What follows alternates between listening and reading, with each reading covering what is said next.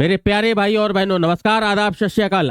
एक बार फिर आपका मेरे channel explain by SG sir में स्वागत है। हम ज्योमेट्री की सीरीज को कंटिन्यू कर रहे थे, जिसमें हम सेंटर्स ऑफ द ट्रायंगल्स की बात कर रहे थे। सबसे पहले सेंट्रॉइड, इन सेंटर, सरकम सेंटर। अब आज हम ऑर्थो सेंटर को देखने जा रहे हैं। यह भी एक इंपॉर्टेंट टाइप है। पूरे ज्योमेट्री में बार बार इससे क्वेश्चंस आते हैं। कुछ एंगल बेस्ड आ जाते हैं, चाहे वो प्रीलिम्स की बात करें चाहे मेंस की बात करें, और कुछ एक दो इसके रिजल्ट्स बेस्ड आते हैं। तो बहुत टफ नहीं है, सिंपल से पार्ट है। कंसेप्ट को देखते हैं, चलिए आगे चलते हैं। ओके, सबसे पहली चीज ऑर्थो सेंटर, लंब केंद्र। लंब केंद्र क्या है? The point where all three altitude meets is the orthocentre. मतलब तीनों लंबों का मिलान बिंदु है। मतलब अगर ये मान लो पी क्यू आर एक आपका त्रिभुज है, इसमें आपका पी से एक परपेंडिकुलर ड्रॉ किया गया है, आपका क्यू से ड्रॉ किया गया है, आर से ड्रॉ किया गया है। तो ये इन तीनों का जो मिलान बिंदु है, कंकरेंट पॉइंट है, वो क्या है? एच से डिनोट करते हो, और वही आपका क्या है? लंब केंद्र। अब ये इसमें कुछ पॉइंट्स, कोऑर्डिनेट के पॉइंट्स दिए गए हैं, उससे अभी मतलब नहीं है। आप ये बस ध्यान रखो कि तीनों शीर्ष लंबों का मिला, शीर्ष लंब मतलब शीर्ष यानी वर्टेक्स से ड्रॉ होना चाहिए। किसी भी भुजा पे तो किसी भी पॉइंट से आप ड्रॉ कर सकते हो, लेकिन शीर्ष लंबों का मिलान बिंदु होता है। क्लियर? सबसे पहली चीज तो शीर्ष लंब, शीर्ष लंबों का ये ध्यान रखना। क्लियर है? चलो, इस सबसे बेसिक चीज तो समझ में आ गई। सबसे पहले सेंट्रॉइड क्या था? मीडियंस का। सरकम सेंटर कैसे मिलता था? जब हम साइड्स को परपेंडिकुलर बाइसेक्ट कर रहे थे। इन सेंटर कैसे मिल रहा था? जब हम इंटरनल एंगल्स को बाइसेक्ट कर रहे थे। ठीक है, यहां पे एल्टीट्यूड्स की बात कर रहा है, यानी लंबों की बात कर रहा है। ठीक है, तो ये तो बेसिक डेफिनेशन हो गई। अब इसके आगे जरा देखते हैं। लोकेशन की अगर हम बात करें, लोकेशन की अगर हम बात करते हैं यहां पे, तो जो आपका ऑर्थो सेंटर है वो एक्यूट एंगल में, एक्यूट में सारे हमेशा इनसाइड ही होगा। इनसाइड, जो पिछला आपका डायग्राम बना था वो एक्यूट एंगल ही आपको दिख रहा था, तो इनसाइड यानी एक्यूट एंगल में अंदर ही आपको मिलेगा ऑर्थो सेंटर।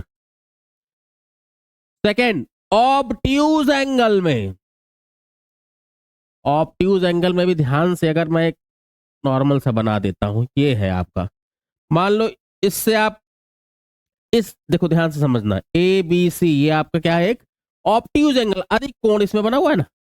अब देखो ना, यहां से आप परपेंडिकुलर इसमें ड्रॉ करोगे तो आसानी से ड्रॉ कर लोगे, ये परपेंडिकुलर है ना। क्लियर है? अब लेकिन बात यहां पे आ गई, यहां से आप बीसी पे कैसे आप ट्रायंगल के अंदर जाके तो ड्रॉ कर ही नहीं पाओगे। आप अगर इस ट्रायंगल की बात कर रहे हो और मैंने कहा शीर्ष से लंब खींचना है, लंब कहां पे यानी अल्टीट्यूड कहां पे खींचना है? अपोजिट साइड पे खींचना है। तो जब आप देखो ए से आप ट्रायंगल के अंदर जाते हुए तो नहीं खींच सकते हो। तो ऐसे क्या ज्योमेट्री में क्या कंस्ट्रक्शन करते हैं, चलो वो आपके सिलेबस में नहीं आता, बट आपको पता होना चाहिए। आप इसको एक्सटेंड कर सकते हो। ये परपेंडिकुलर ड्रॉ किया, बीसी लाइन है, लाइन को एक्सटेंड कर सकते हो आप कंस्ट्रक्शन के लिए। फिर वही आप बात आई सी से हम ए बी पर कैसे करें, तो फिर इसको हम एक्सटेंड करते हैं, फिर हम इसको एक्सटेंड करते हैं, फिर ए बी से हम ड्रॉ कर सकते हैं ऐसे।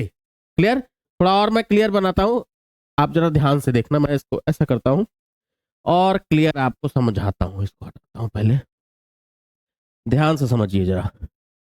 मान लेते हैं ये आपके पास एक ऑब्ट्यूज एंगल ट्रायंगल है, ए बी सी।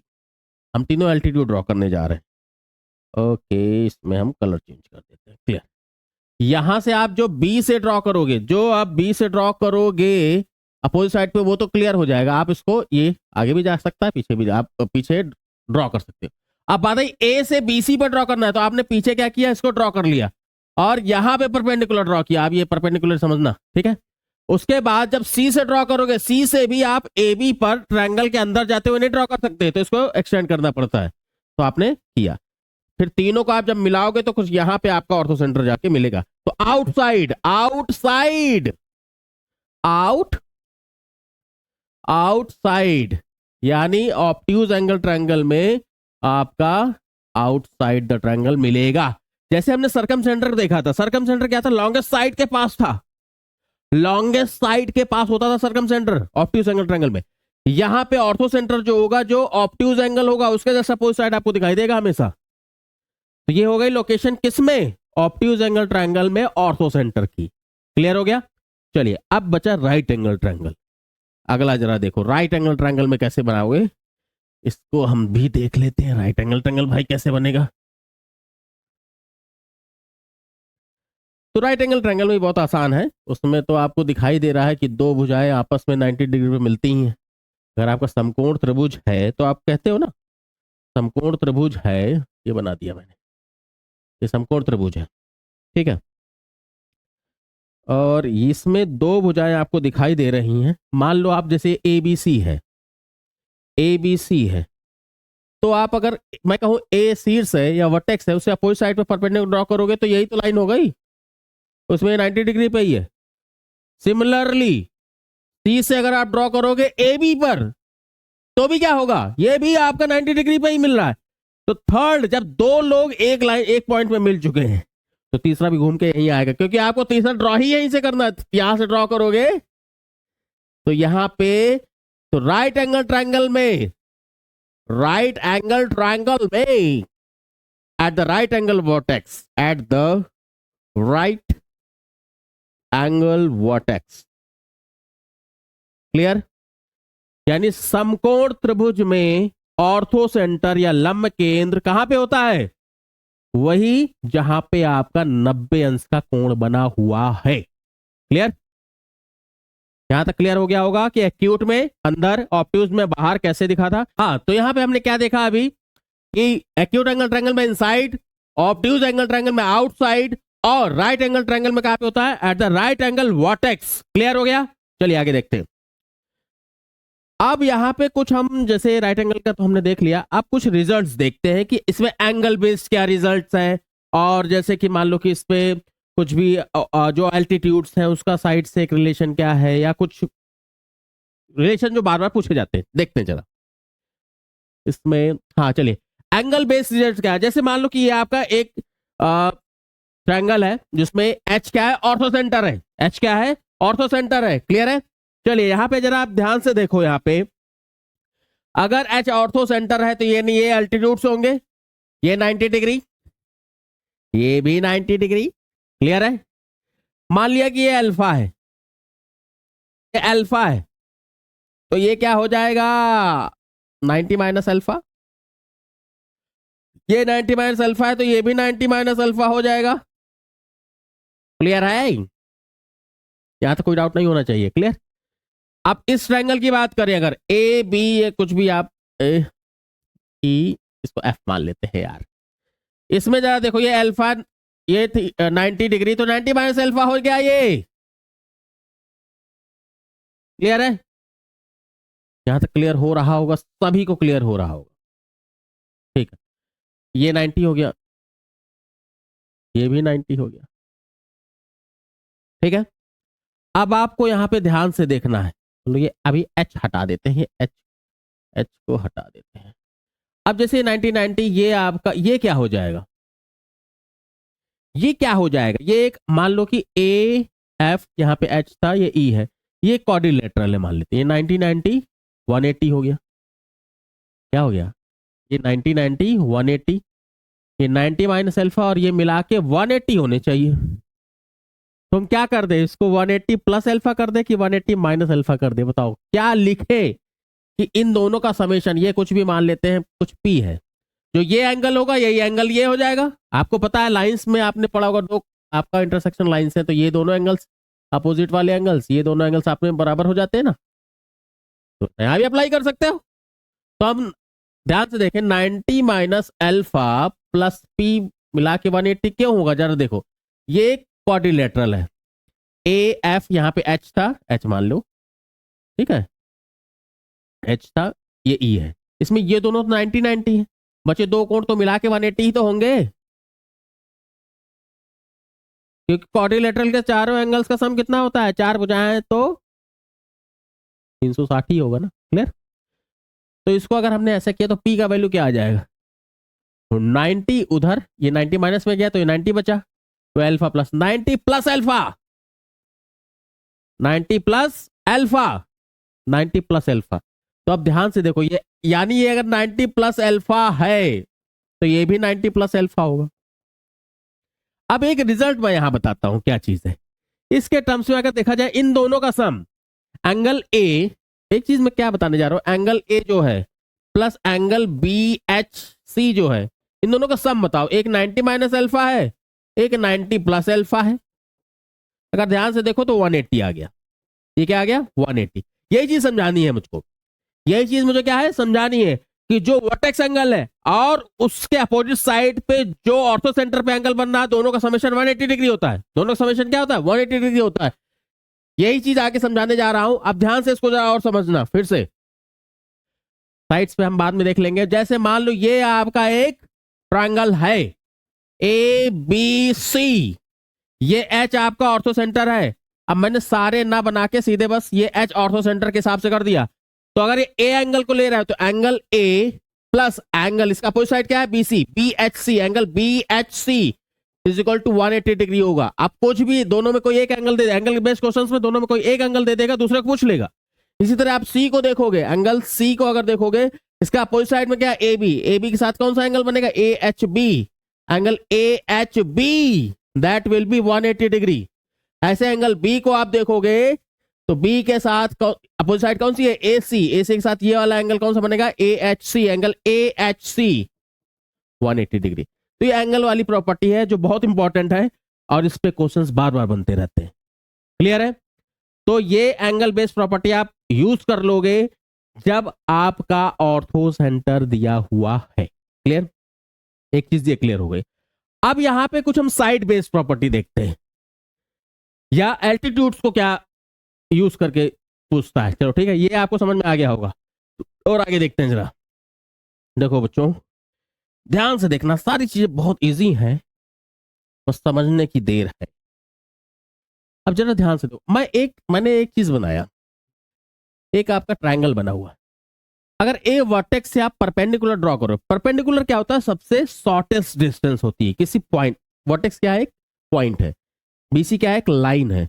पॉइंट से लाइन के डिस्टेंस की अगर बात कर रहा हूं तो ऐसे तो बहुत सारी, यहां से ये भी ड्रॉ कर सकते हो, ये आपका ए बी भी एक डिस्टेंस ही है। लेकिन जो शॉर्टेस्ट डिस्टेंस होगी वो क्या होगी? शॉर्टेस्ट सबसे छोटी डिस्टेंस होगी वो क्या होगी? वो क्या होगी?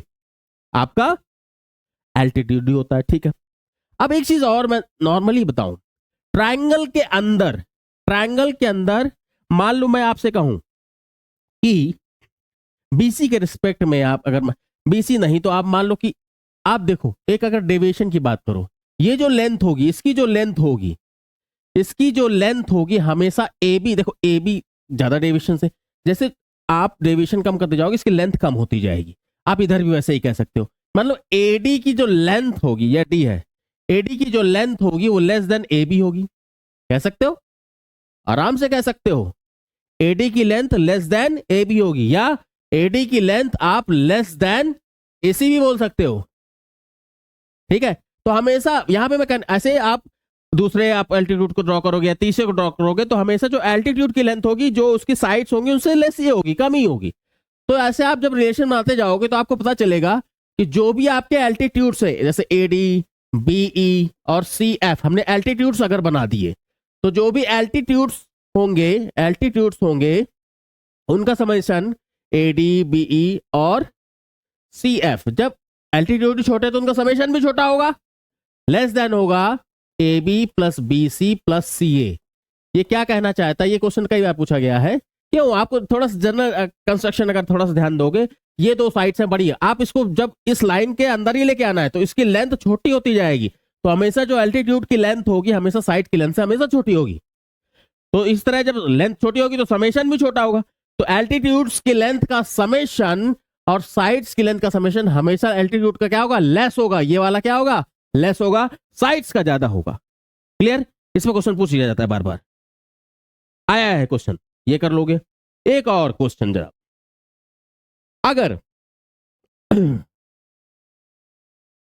ओहो, बन जा भाई, चल ये बन भाई। अब जैसे मैं इसमें एल्टीट्यूड एक अच्छा सा बना देता हूँ लाइन, ये ले भाई, चल ये भी बन गया, बन गया, 2 बना देता हूं ताकि थोड़ा समझने में आसानी हो। मान लो ये ए बी सी है, ये अल्फा ले लिया हमने, अभी देखा था ये एच है, मान लेते हैं ये 90 डिग्री है, ये 90 डिग्री है, ठीक है, ये एच है, अब ये 90 है, इसमें ये 90 माइनस अल्फा है, ठीक है, इसमें ये 90 माइनस अल्फा हो जाएगा अपोजिट, ठीक है, तो ये अल्फा बचा। अब कुछ हम देखने जा रहे हैं, जरा ध्यान से समझना, ये भी पूछा जाता है, बार बार पूछा जाता है, ध्यान से देखो क्या है। ट्रायंगल, अगर इसको डी मान लो, triangle B D H and triangle, इस ट्रायंगल की बात करें ए एच, इसको ई मान लो भाई, ए एच ई, ठीक है। अगर साइन अल्फा, देखो सिमिलरिटी भी लगा सकते हो कि दोनों ट्रायंगल सिमिलर है तो करस्पॉन्डिंग साइड सिमिलरिटी, उसमें थोड़ा खज्जर खानी ज्यादा होता भाई, करस्पॉन्डिंग साइड खोजो पहले, गलत कर दिए तो और दिक्कत। तो एंगल्स रेशियोज के टर्म में लगा दो सीधे, पीबीएच तो नहीं गलत करोगे, वही चीज है, बेसिक प्रोपोर्शनलिटी थ्योरम जो लगाते हो वो वही चीज है, रेशियोज के टर्म में लगा दो। अगर 90 डिग्री दिख रहा है, अगर 90 डिग्री दिख रहा है, 90 नहीं है तो कहां लगा पाओगे, पीबीएच मिलेगा नहीं। तो जहां 90 डिग्री आ जाए तो वहां करस्पॉन्डिंग साइड की जगह आप रेशियोज को अप्लाई करो, आपके करस्पॉन्डिंग साइड्स सही लिख पाओगे, सही लिखोगे। जिनको डाउट होता है उनके लिए। अब इसमें साइन अल्फा लिखोगे तो साइन क्या होता है, पी बाई एच, ये पी हो गया, तो H by H D by H, ये एच मतलब ये एच ऑर्थो सेंटर है, ओ नहीं लिखा मैंने, एच ऐसे नोट करता है तो एच ही जान के चलो, ये एच बी या बी एच लिख देता हूं। इधर साइन अल्फा क्या होगा, ए एच ई में sine alpha H E by, ये है परपेंडिकुलर क्योंकि 90 के सॉरी ये हाइपोटेन्यूस है, 90 के सामने वाला है ए एच। अगर दोनों अल्फा तो बराबर ही है ना, यही अल्फा है, तो यानी एंगल बराबर तो वैल्यू बराबर, तो दोनों के रेशियो बराबर, तो आप लिख सकते हो H D by B H is equal to H E by A H. यहां से क्या रिजल्ट समझ में आ रहा है, जरा समझना, मल्टीप्लाई करते हैं, H D into A H बराबर B H into H E. अब ध्यान से देखो, ये दो लाइंस हैं, इनके जो सेगमेंट्स हैं, A H into H D, B H into H E, ऐसा अगर सर्कल में थोड़ा ध्यान रखो, जब दो कॉर्ड इंटरसेक्ट करती हैं तो उनके भी सेगमेंट कहां कैसे होते हैं, बराबर होते हैं, कुछ ऐसे ही निकाल लेते हैं उसको भी। क्लियर है? सर्कल में भी ये प्रॉपर्टी, दो जीवाएं, दो कॉर्ड्स जहां कट करती हैं तो कॉर्ड्स में भी ये आप रिजल्ट अप्लाई करते हो, ऐसे करते हो ना, तो यहां भी वही चीज दिखाई दे रही है। कुछ सिमिलरिटी बना सकते हो, थोड़ा सा दिमाग लगाओगे तो उधर को इधर, इधर को उधर यूज कर सकते हो। क्लियर? तो यहां पे क्या बता रहा है कि जो भी आपका जो एच पॉइंट है, ऑर्थो सेंटर है, वो जो आपका ये एल्टीट्यूड्स है, जो उनके सेगमेंट्स बन रहे हैं, उनके प्रोडक्ट को बराबर ही डिवाइड करता है। अगर यहीं पे मैं तीसरा भी बना दूं तो आप रिजल्ट क्या लिख सकते हो, जरा ध्यान से देखो, सारे लिखते चले जाओ, A D A H into H D is equal to B वाला B H into H E is equal to, तीसरे में C H into H F. तो यानी ये प्रॉपर्टी भी कई बार घुमा फिरा के पूछ ली जाती है, तो ये आपको पता होनी चाहिए और आप इसको सॉल्व कर लोगे। क्लियर? तो मुझे लगता है कि ये कंसेप्ट आपको क्लियर हो गए होंगे। एंगल बेस को ज्यादा इसमें आ जाते हैं, क्वेश्चन को सॉल्व करिएगा। आगे जब क्वेश्चन सीरीज में स्टार्ट करूंगा तो आपको क्वेश्चंस भी और अच्छे से क्लियर होंगे। अभी मेरा पर्पस था कि आपको इससे रिलेटेड जो जो रिजल्ट्स हैं वो बता दूं, और मुझे लगता है वो आपको समझ में आ गया होगा। इसको रिवाइज करिएगा, अच्छे से पढ़िएगा। जय हिंद।